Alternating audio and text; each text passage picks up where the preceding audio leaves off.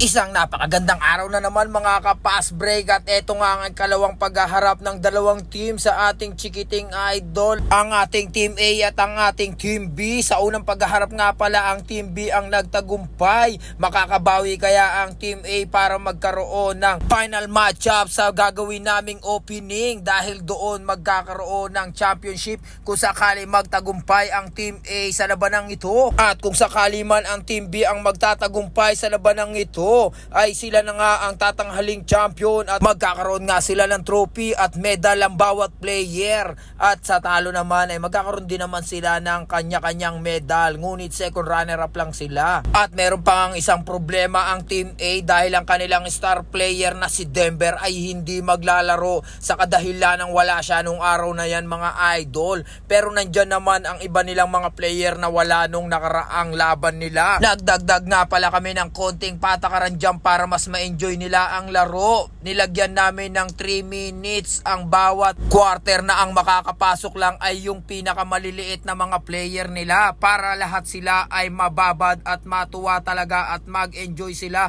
sa magaganap na labanan kagaya ni Dwayne. Ayan na po si Wayne talagang umatake ngunit na foul siya at ang kanyang free throw ay sumablay ang isa pero ang ikalawa ay sinubukan at pumasok na ngayon. Napakatindi dahil matindi rin ang tatay niyan si Dacalios, ang tatay nga pala niyan. At dito nagkakaroon ng momentum ang Team A pag ipinapasok ang maliliit na player nila dahil meron silang napakalulupit na maliliit na player pero matindi rin talaga ang Team B dahil hindi rin talaga sila magpapalamang. Talagang pinapakita nila na sila ang dominante pero nagpapakita ng matinding depensa si Rendesa. Bigyan muna natin ng spotlight ang ating announcer, magpapakita ng kanyang talento. Mabay siya sa akin, Maisha.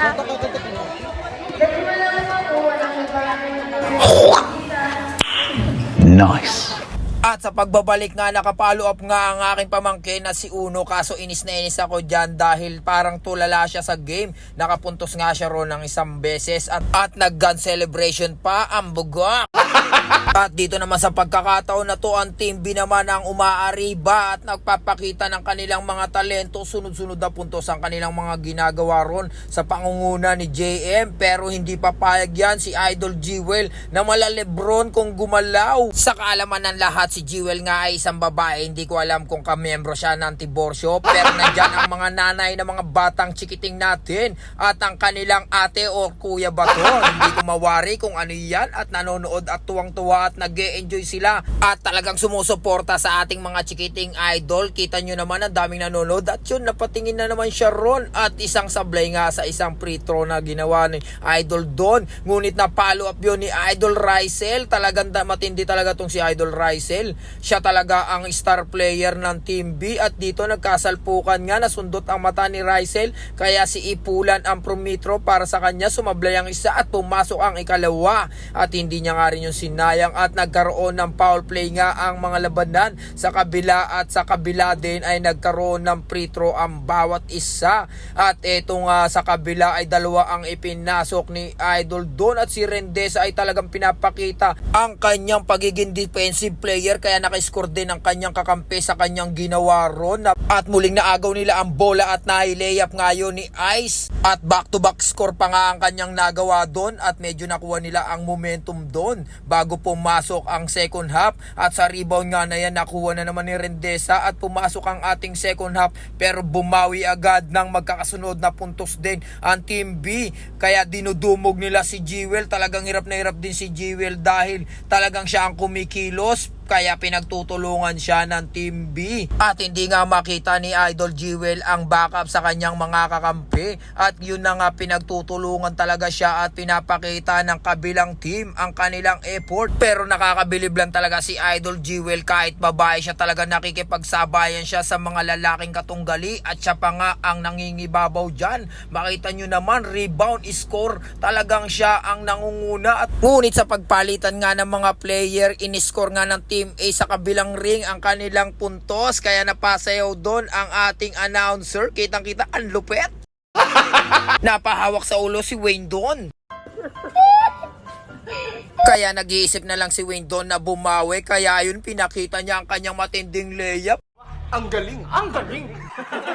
Kung nandito ang kumparing Jinko, sigurado matutuwa. Talagang proud to be daddy yon. Kaya dito naman ay bumawi naman ang tumira sa kabilang court. Kaya umiscore na rin siya ng umiscore doon. Talagang back-to-back score ang kanyang gagawin pa ron para maibalik ang kanyang nagawang score sa kabila.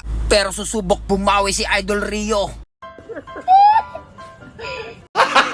Grabing tira ni Idol Rio doon, muntik nang tumama sa ring kung inusod lang. Pero si Idol Lipata ay talagang nanunugat. Nakita nyo naman yung behind the back pass. Basket na yan. At dahil sa araw-araw ng pagpapractice ng dribbling ng aking pamangkin na si Gabi, Baliw ka yata eh. pati sa pag-iimbaw ng bola ay dribble talaga. Grabe talaga yung pamangkin ko. Idol Rio ay susubok na naman, nakadampot ng bola. Muntik nang pumasok dahil tumama na ng ring. At dito nga sa play na to nakakuha ng bola si Laxus, ngunit naagawan pero umiyak at nagsumbong sa tatay. Tuwang-tuwa ang announcer at wala kang magawa si Idol Idan doon, ang referee. Dahil napakabata pa ni Laxus, hindi niya alam ang patakaran na hindi pwedeng magsumbong sa tatay kahit referee pa ang tatay. Sa pangyayari na yun, napilitan ngang iuwi ni Idol Idan sa kanyang asawa si Laxus dahil talaga nagmumukmuk na. At abangan nyo na lang ang part 2.